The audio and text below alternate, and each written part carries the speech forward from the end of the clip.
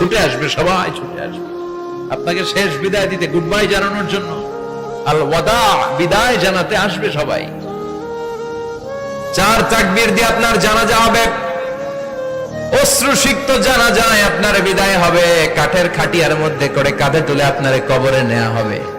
আগে থেকে খুঁড়ে রাখা কবরটার মধ্যে আপনার বিছিয়ে দেয়া হবে। বাঁশের কচি দিয়ে তার উপরে মাটির চাপা দিয়ে সব চলে যাবে। ভাবেন না একবার চোখ বন্ধ করে, this is the circle of life, this is the nature of life. এটা সবার হবে, আমার হবে, আপনার হবে। এত মায়া, এত ভালোবাসা কই যাবে? কেউ থাকবে না, সবাই আপনার অন্ধকার কবরে রেখে দিয়ে চলে আসবে।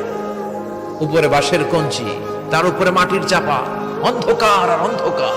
এই অন্ধকার যেন শেষ হতে চায় না, শুধুই অন্ধকার, ঠিক কিনা? এজন্য আমাদের চলে যেতে হবে। দাদা গেল, চাচা গেল, মামা গেল, আমাদেরকেও যেতে হবে। জোরে কোন ঠিক কিনা?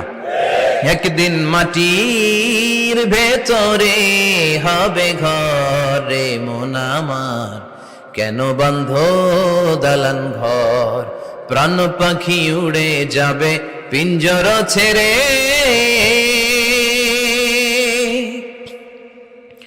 ধরা ধামে সবই রবে, তুমি যাবে চলে।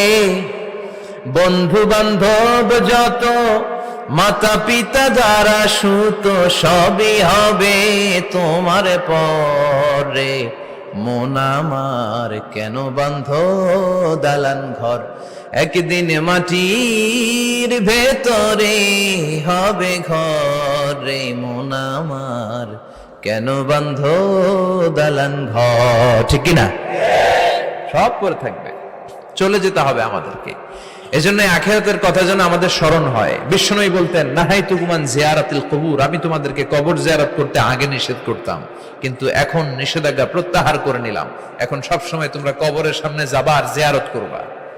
কবরস্থানে জানতো বড়ুয়া কৃষ্ণপুরের এই গ্রামের কবরস্থান আছে কোন দিকে?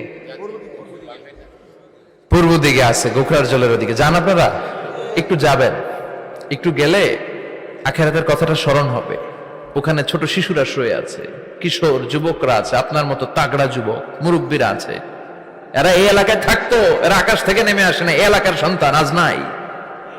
একটা সার্টেন পিরিয়ড শেষে আপনিও থাকবেন না। This is the nature of life, this is the circle of life. ছোট্ট শিশু হয়ে এসেছিলেন, শৈশব, কৈশোর, যৌবন, প্রৌঢ়ত্ব। আগে ছিলেন সিঙ্গেল, বিয়ে করে হয়ে গেলেন ডবল। এরপরে আল্লাহ আপনাকে একটা মেয়ে দিল, এরপরে মেয়েকে বিয়ে দিয়ে শ্বশুর হলেন, এরপরে ওই মেয়ের ঘরে সন্তান হতে নানা হলেন। আর কতদিন? অনেক দিন হলো তো, অনেক লম্বা সময় পেয়েছেন আপনি। Think about death.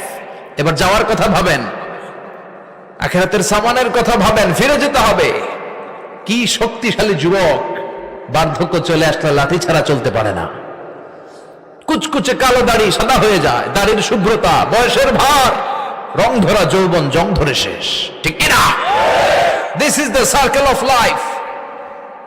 যুবক ভাইরা, এটাই জীবন, চলে যেতে হবে, কেউ থাকতে পারবে না, ঠিক কিনা? এটা রিমাইন্ডার আল্লাহ এই সূরার ভেতরে দিয়েছেন যে তোমাদেরকে ফিরে যেতে হবে। এই লোভ লালসা ছেড়ে দাও। রব্বুল আলামিন বলেন, আলহাকুমুত তাকাসুর হাত্তা যুরতুমুল মাকাবির। ও গোলাম, দুনিয়ার সম্পদ, লোভ লালসা তোদেরকে পাগল বানিয়ে দিয়েছে। এই লোভ পাগলামি কোনোদিন তোদের থামবে না যতদিন না তোরা কবরে ঢুকবি, ঠিক কিনা? কার কথা? আল্লাহ বললেন, দুনিয়ার সম্পদ আর লোভ আর মোহে তোমরা গাফেল হয়ে গিয়েছো। আখিরাতের কথা বেমালুম তোমরা ভুলে গিয়েছো। কিন্তু আখিরাতে তোমাদের যেতেই হবে, কবরের বাড়িতে তোমাদের ঢুকতেই হবে, ঠিক কিনা? যেতেই হবে, আমরা ভুলে যাই। আলহাকুমুত তাকাসুর, অতিরিক্ত পাওয়ার লোভ, বেশি বেশি খাওয়ার লোভ, বেশি বেশি জমানোর লোভ মানুষকে গাফেল বানিয়ে দিয়েছে। এটা মানুষের স্বভাব। আরো চাই, আরো চাই, এই স্বভাবটা আছে না নাই? দেখবেন ছোট বাচ্চারা মসজিদের দোয়া অনুষ্ঠান শেষে জিলাপি দেয় না? বড়ুয়া কৃষ্ণপুরে কি দেয়? আগে বাতাসা দিত না, এখন কি দেয়? জিলাপি দেয়, মিষ্টি দেয়। তো মসজিদের 2-3 গেট থেকে যদি দেয়, ছোট বাচ্চারা দেখবেন এদিক দিয়ে কয়েকটা নিয়ে আবার ওই গেটে লাইন ধরে। ওর হাত হলো ছোট হাত, ওর হাত ভর্তি জিলাপি, আর নেওয়ার জায়গা না, এরপর আরেক জায়গায় লাইন ধরছে, আরো লাগবে, আরো লাগবে, এই আরো আরো আরো চাই, এই স্বভাবটাই মানুষকে কুড়ে কুড়ে শেষ করে দিয়েছে। এত লাগবে কেন তোমার? চাহিদার কোনো শেষ নাই, unlimited demand of human being. যার আছে বেশি তার চাই বেশি, যার সাইকেল আছে তার হুন্ডা চাই, হুন্ডা আছে তো প্রাইভেট কার চাই, প্রাইভেট কার আছে তো প্লেন চাই, প্লেন আছে তো হেলিকপ্টার চাই, হেলিকপ্টার আছে তো ওইটা চাই, ওইটা আছে তো সেটা চাই, ঠিক কিনা? এলাকার মেম্বার যে হয়েছে চেয়ারম্যান হতে চায়, আছে না নাই? চেয়ারম্যান সাহেব এমপি হতে চায়, আছে না নাই?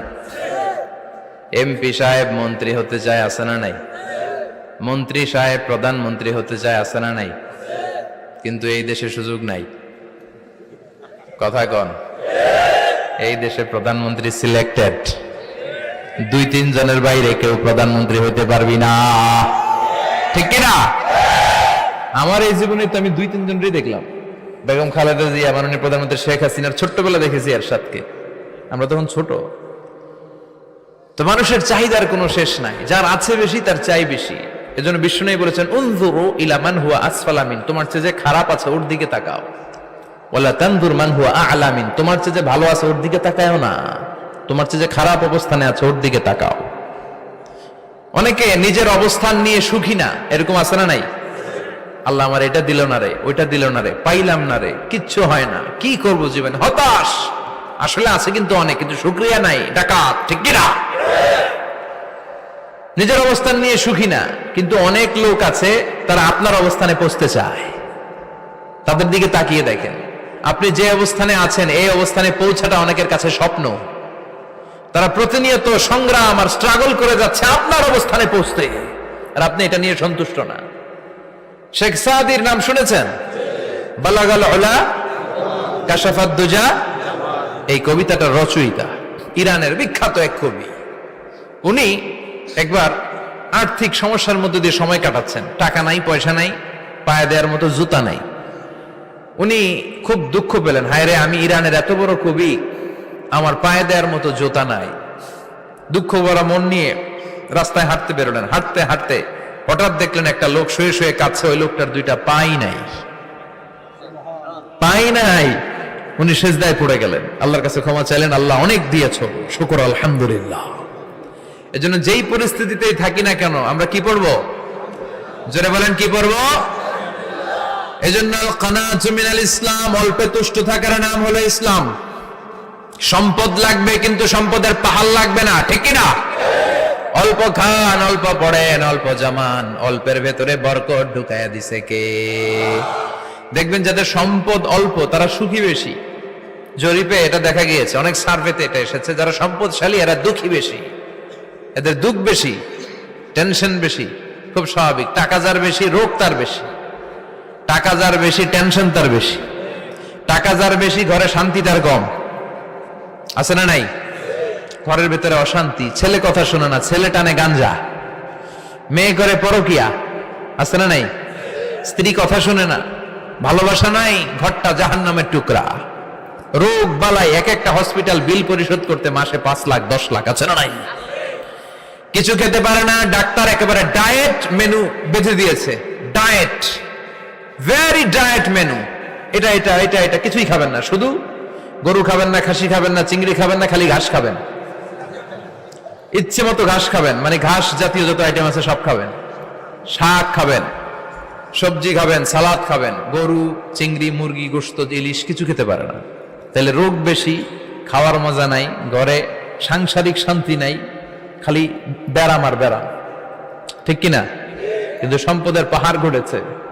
আর অল্প যারা খায়, অল্প পড়ে, রিক্সাওয়ালা, কুলিওয়ালা, অল্প বেতনের চাকরি, কিন্তু হক হালালি মেনে চলে, দেখবেন শান্তি আছে অনেক। হ্যাঁ, বাসা ভাড়া দেয়, ফ্যামিলি চালায়, বাচ্চাদের স্কুল বিল, এরপরও মাস শেষে 1-2 হাজার টাকা হাতে থেকে যায়। আর ওর প্রতি মাসে 10 কোটি টাকা ইনকাম, তারপরও ব্যাংকের ঋণ আছে না নাই? সুখ কারে বলে? কিভাবে আপনি সুখকে ডিফাইন করবেন?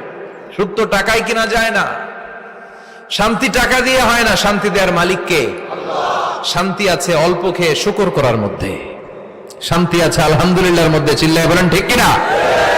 এজন্য অল্প খাবো, অল্প পড়বো, অল্প জামাবো, অল্পের ভেতরে বরকত দিয়েছে কে? দেখেন ধনী ভাইরা খেতে পারে না, কিন্তু রিকশালার কি সমস্যা হয়? রিক্সাওয়ালারা সব খেতে পারে, কুলিওয়ালা, দিন মজুর, এরা একেবারে স্লিম সুঠাম দেহি, মেদহীন পেট, পেটে কোনো মেদ নাই, ভুড়ি নাই। আর কোটিপতিদের মেদ আসারা নাই, এত বড় বড় পেট, ঠিক কিনা?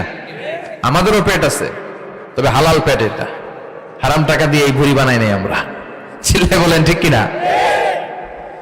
রিক্সাওয়ালা, কুলিওয়ালা নিজেও নামাজ পড়ে, বউও নামাজ পড়ে, বাচ্চাটাও নামাজ পড়ে, রিক্সা চালায় আর জিকির করে লা ইলাহা